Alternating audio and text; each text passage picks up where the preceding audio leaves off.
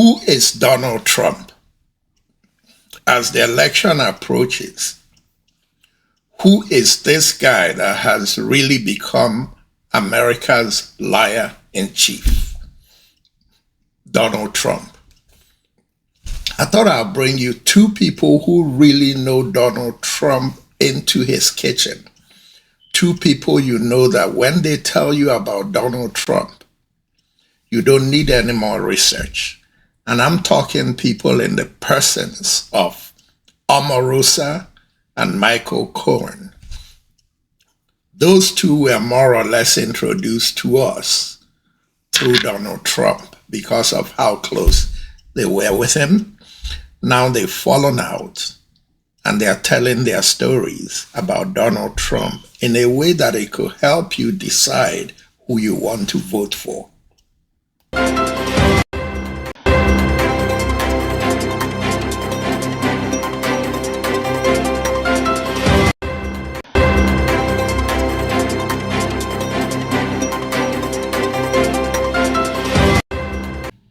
Now, Omarosa, what was Trump thinking when he came to the black journalists' appearance where they invited him to talk more or less to black people? What was he thinking when he thought that was the right place to question Kamala's blackness? Blacks don't care as long as her father is black. Why does Donald Trump care? I think that Donald prepared and chose that particular venue to drop that particular nugget. And I know that he realized the implications and the impact of that statement. He basically went into a black space. He played in their face, and then he pulled out a question about her race, right? That was all strategic. 1, 2, 3. In terms of the atmosphere, I talked to several people. I used to be a member of NABJ when I was in broadcasting, who talked about how a lot of people actually left. They walked out on that. There were lots of boos and jeers, but apparently there was a constituency of folks that were there to support Donald. Shockingly enough, I don't know if that was pre-planned or if they packed some folks in the room with them. And that section of the room, the section that you can hear cheering. But overall, I understand that a significant number of people left the room and walked out or stood up and turned their backs on him because they could not believe that he came into their space, in their face, and he was attacking her in that way. Well, since he chose to get silly, why don't we act silly? What's Trump? Is he Mexican? Is he Russian? Is he Polish? German? Bohemian? British? Arab? What the hell is Trump? My question really, it raised more questions. Is Donald Trump German or is he Scottish? Or is he Swedish, as he alleged in his book, The Art?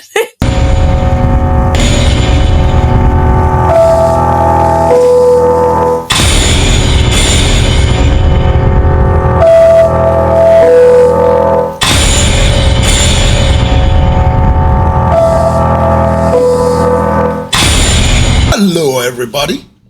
Once again, this is Fred Wanko coming to you from our studios in Chicago with another edition of Bold Talk on Allen TV. And as usual, I like to say good morning, good afternoon, and good evening to you, depending on where you are around the world.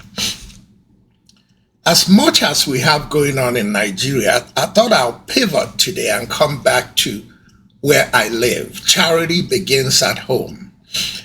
And until the tomfoolery of Bola Ahmed Tinubu and his fellow crooks in Nigeria die down, the real home that I know is the United States of America. And as Africans, we really need to pay attention to what's going on. I thought I'll bring you two people who know America's liar-in-chief, Donald Trump, very well, to kind of give you an insight to the Donald Trump that was in 2016 and the Donald Trump they see in 2024. And as bad as you thought he was from 2016 to 2020, he had a few common voices in the war room that helped mold an election that shouldn't have gone anywhere into an election that really won a presidential election. This time around, as you hear Omarosa and Michael Cohen talk about their former friend turned adversary, you're gonna see that it's scary what's going on in the war room of Donald Trump. And you're going to find out that it seems that we are right when we say that inmates are running Donald Trump's asylum, with Donald Trump himself being the chief inmate. Now, Omarosa, tell us, even though you're on the outside, but you still know a lot of insiders, tell us what you think is going on inside the Trump camp and what their re-election strategy is on facing Kamala Harris. So his strategy, I believe, at least in the last 2 weeks, because it was different when it was against Biden, his strategy against Kamala is just not to lose, right? His strategy is not one that was built on the 10 principles that we mapped out in that original diversity plan. That doesn't exist anymore. I really think that Donald Trump recognizes that he has come up against a formidable opponent and that, you know, he is faced with a possibility of not returning back to the White House. And as a result, he's panicking. You know, he's not any good when he's panicked, when he's backed into a corner, when he's up against the ropes. And that's exactly where she has him. And so his strategy is thinking that the more attention he gets, the more bombastic that he is, the louder and more repugnant that he is. He thinks that that's the winning strategy. And I'm here to tell you that that just won't work this time. Okay, Michael, you were involved in the election in 2016. As a matter of fact, you were very instrumental in trying to diversify who was involved both internally and in terms of places that your campaign went to, so that it could look like an American campaign, not a white campaign. What do you think about the re-election strategies compared to what you guys did in 2016? And the strategy that I tried to lay out early on was one of inclusion.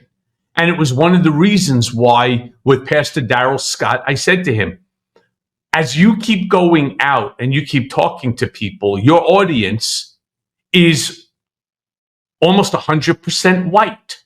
There's no diversity. And hence the formation of the National Diversity Coalition for Trump. I got so many others, including the evangelicals, to come on board. Whoever thought that by bringing the evangelicals on, the end result would be an overturning of Roe versus Wade and an imposition upon a woman's, reproductive decision-making freedoms. I mean, this has gotten so out of control. And you're right, his divisive, his vitriolic, his hateful comments, especially towards a woman of color, and a strong woman of color. He doesn't understand. He's completely outmatched.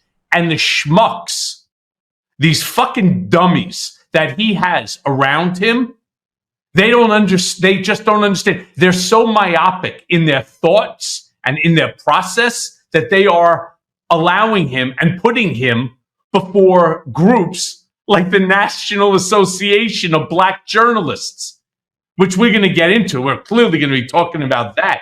But I'm with you. What a mistake. The strategy is just all wrong. Omarosa, Donald Trump escaped death a few weeks ago when he was almost assassinated. Many think that he has not come back after that near call with death to show remorse about some of the things he's done in the past. Am I wrong in saying that he had an opportunity there to atone for a lot of his stupidity and tomfoolery, and he didn't take advantage of it? What are your thoughts on that? He actually, first of all, I want to acknowledge the firefighter who lost their life on that day at that event because of that sniper's bullet. And to their family, I expressed, such sympathy to them because that has to be hard. But you're absolutely right. Donald squandered an opportunity to pivot and to reflect on just how blessed he was in that moment, that whether they say a half an inch or whatever, he'd be dead. But he said in a rally, and this is when I realized that he just didn't care and he wasn't capable of change. He said, they said, "Are you changed or do you feel different?" He says, "No." He said, "In fact, I think I've gotten worse." Now, how many people do you know who would survive a near-death experience and instead of reflecting and pivoting to gratitude, to change, would pivot and say, "In fact, I think I've gotten worse"? That shows that you are rotten to the core, that you're just not capable of having the type of emotional maturity that you need to be a leader of this country. Some of you can't even just combat. But I think that his strategy is that they have come up with some pathway in their mind to the presidency without gaining any more African-American support. Contrary to popular belief, I don't believe that Donald is doing African-American outreach. I believe that someone has gotten in his ear and convinced them that he can get there without an increase in African-American turnout, particularly African-American male turnout. I'm telling you, I think that that is what they've told him because he has made no concerted effort or meaningful outreach to the African-American community. And if you approach the Black community as a monolithic group, then you've already lost the Black community. He said on that stage with NABJ, "I have done a lot for the Black," it was the way he said it, "the Black population," right? That's how you know that he's looking at groups and numbers as opposed to human beings and families and communities.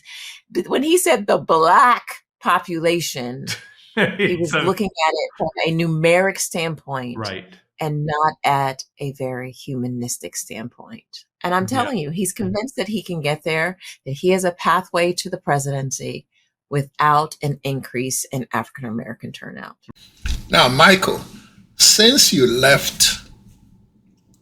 friendship with Donald Trump went sour, you've made a lot of predictions. And the only reason those predictions haven't become reality is because so far justice is being delayed, because the reality is that Trump belongs in jail. And I've heard you say he'll end up in jail. What do you mean, and what do you think are his prospects if he doesn't get elected? Right. And without getting a significant, and I mean a very significant portion of the black vote, or of the women, and I mean women of all color, the only pathway that he has is to a cell, because that's when all of these outstanding indictments will be forthcoming. mean, he's managed to delay it as long as possible. But these will all come back to fruition if, in fact, he doesn't if he doesn't win. And my prediction is it's not just a loss, but I think it's going to be an ass kicking. Omarosa, you used to be known as Trump's prized black friend. He really cherished your friendship, and you were a big bridge for him into the black community. Besides what we saw in the open, behind the scenes, what went wrong that led you to say enough is enough? And since then, did you guys just go your separate ways and don't give a damn? Or have you been trying to get back to him, or has he been trying to get back to you? So, yes, it has changed, and it's because I didn't want anything to do with him. And a lot of people say, oh, it stopped because of him. I'm like, no, it absolutely stopped because of me. He tried to have, as you mentioned, Laura, but there's a whole long list of other surrogates that he had to reach out to try to mend our relationship in terms of our professional work relationship. But the biggest overture came from Laura Trump, who, when the personal appeal did not work to bring me back into the fold, then she did go into offering $20,000 a month forever, right? To do, as she said, absolutely nothing. We will put you on the payroll. You'll just come back in. And, Donald really wants to have a relationship with you. Omarosa, it really pained him that of all people, a sister, a black, beautiful, qualified black lady, threw him under the bus. How did he take that? He is not used to having a fight with somebody in his circle and not being able to just make up with them.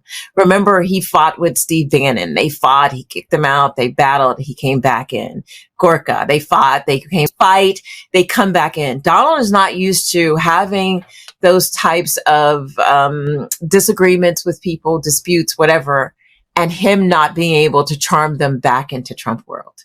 And so the fact that I, rejected every single overture, including a call from Sean Hannity, I can list a whole lot of people, I don't want to do that, who called and said, oh, just forgive the guy, come back in, and with a whole lot of offers. But I said that it was incredibly important for me and my growth and moving forward, that after 17, 18 years that I had recognized things and discovered things about Donald Trump that I didn't like, I didn't think was good for the country, and I didn't want to be a part of. So I think that he's still in shock that none of those overtures worked, those offers, the payoffs, none of that worked with me, and that I just walked away, completely clean from that world and asked for nothing or need anything from them. So when you ask about the relationship, it is non-existent because I have put up a wall, and not the wall he said he was going to build in Mexico and have them pay for it, but I have built a wall around me to keep Donald from getting to me. And they have tried over and over and over and over again. Omarosa, the election is less than 3 months away. Do you think with the selection of JD Vance as his vice presidential candidate, that Donald Trump has expanded his base? Or with the baggage that JD Vance brings, has he alienated many of the women who would have considered him in the first place? Well, let's dissect what you call his base, right? But I think that people are entitled to choose the people that they want to follow. There are consequences for following those folks, but I think that Americans are entitled to that. That's what makes our country great. There's a base of those folks that are part of the MAGA movement. But remember in 2016, 2017, there were a group of people who were just curious. They were curious about the circus that was Donald Trump. They wanted to see more entertainment. They thought it was like subscribing to another season of The Apprentice. And I don't believe, and we saw this with his battle against Biden. I don't believe that those folks are still with him. We know this because we saw the exit polling from the last election, that they had defected away from him, and they continued to move towards the center, not towards Donald. So your question about whether or not his base is expanded, the MAGA movement is going to remain. Those folks are going to remain solid. But unless Donald Trump is able to pull a lot of those undecided voters into the fold, he's not going to get anywhere near the White House again. And he has been failing. And with the selection of JD Vance, he has alienated even more of those undecided independent voters, particularly, what did they call them? Single women with cats? Cat ladies. That's the independent rural, a suburban woman that they actually need. Now, this question is for both of you. Michael, handle it whichever way you can. Omarosa, you could throw in whatever you like. The polls are changing. When Biden was in the race, Trump was leading by 4. With Kamala in the race, it tightened. And now the polls are showing in key battle states that it's not tightening, that it's expanding in favor of Kamala. Michael, you first. Let me take it to you this way. Recent polls are now showing that Kamala Harris is leading Trump in almost all the key battleground states. Whereas before, when it was Biden-Trump, Trump was leading by 2, 3, 4 points. Yeah. She's now leading, I think, in Michigan by plus 11. In Michigan, wow. Plus 11. Well, they're saying it's because she has a honeymoon period, that it's going to die down. Right. They keep calling it a sugar rush. They got a million names for it. So far, it doesn't seem to be slowing down. And the more they keep putting their foot in their mouth, the more that, I guess, the honeymoon stays active, right? Yeah.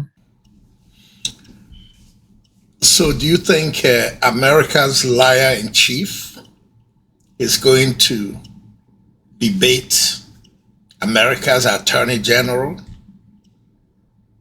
America's Vice President, America's to-be president? You think Trump is going to dare to step in the ring? Oh, I think that he is going to avoid debating her. I don't think he's going to step in the ring with her. He saw the consequences that President Biden paid for having a dismal debate performance. We saw what he did on the stage with the National Association of Black Journalists. We know that he can't take it when somebody just continues to fire off at him. So I think his strategy is going to come up with every excuse in the book to avoid stepping in the debate arena with her, because he knows that she's formidable. He's called her stupid. He's called her DEI. He's called her uneducated. But when you stand next to a person on a debate stage, the scrutiny is completely different. And he knows that when he is compared to her, he's going to look like a dogged, ragged, owed man. And it's not going to be a good split screen at all. I knew that he had a stunt up his sleeve, because Donald always has a stunt up his sleeve. So I knew. And then when he said it, I said, that's it. That was the bomb that he wanted to drop in that room at that moment. I was trying to figure out what he was going to do, what he was going to announce, what magic trick, that he was going to abracadabra. And that moment was the moment that I knew that he had up his sleeve, and he was ready to kind of spring onto them. Now, Omarosa, what are black jobs as insinuated by Donald Trump? What really are black jobs? And Michael Cohen could jump in and help you out. I want to know, and my audience would like to know, what black jobs are. the way Donald Trump sees it from the prism of his racism? You know, when Donald said black jobs, what wasn't said in that is this undertone of racism. Yep. And the racism, it reckons back to when this country was divided and when segregation still existed. Hell, it might even go all the way back to slavery, because black jobs back in slavery were slaves who had to do really demeaning manual labor, picking cotton, right? Working out in the fields. That's what Donald Trump is talking about. He is making a racist statement when he says and talks about black jobs, because in the land of the free, home of the brave, all jobs are available to all people in this country, right? If you want to be a doctor, you can be an African-American doctor. You can be a Latin doctor. You can be it doesn't matter if your life is on the line and you're faced with a life or death situation. Does it matter what race that person is, as long as they know how to do the work? So Donald Trump was taking it all the way back to his racist roots of when African Americans were picking cotton and doing manual labor and menial jobs that he sees as demeaning. It goes back to a story that was shared that Donald Trump didn't want black accountants working in his casinos, that he wanted only certain types of people counting his money. These are statements that he was alleged to have said. I don't want any N-words counting my money, is what he's alleged to say. So, Michael,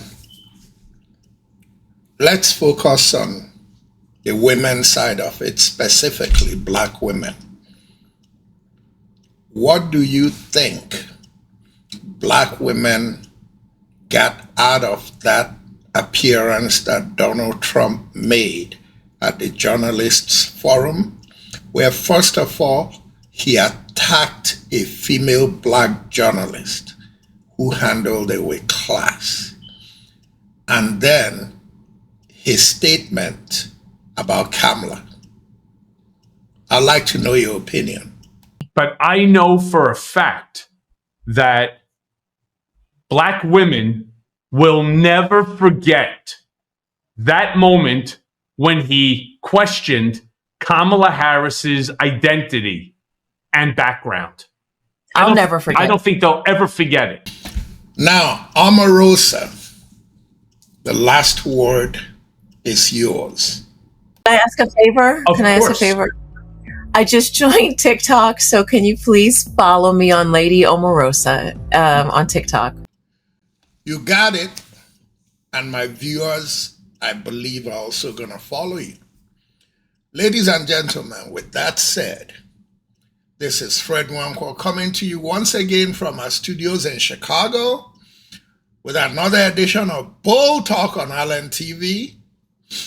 And until next time, good night and God bless.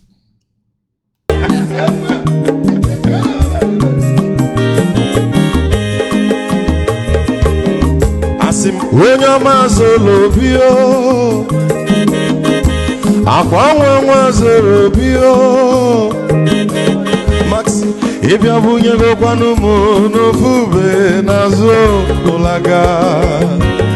Olaga ni biazugo Mmanwu ulaga do ni biazugo akwa nwa mwiloji o biko rapuzo kona bazia Never be kitchen for I'm a Guamnica Gogadia. Well, you work well on you get your mother. Hey, you want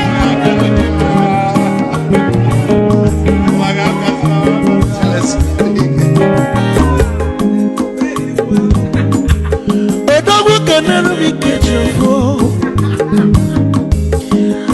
Guamnica Gogadia. Well, you work well on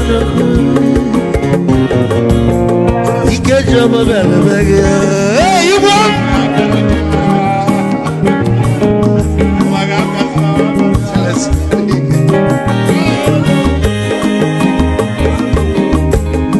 Egwu kampụ na-ekene ọmọgọ ndị nsọ Chukwu emeka lụmụ ike Chukwu na-egaji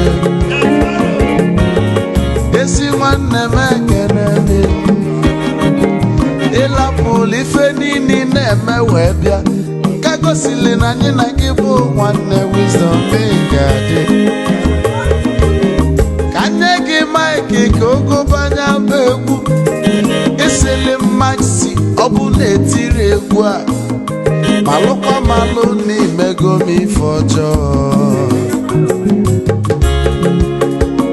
wee sị gị nwanne m ife ọbụ na ịchọlụ na ngeme wisdom onume ekene gị gbamanwe iyo iyo biko lapụ nabasị ya zoro zoro zoro zoro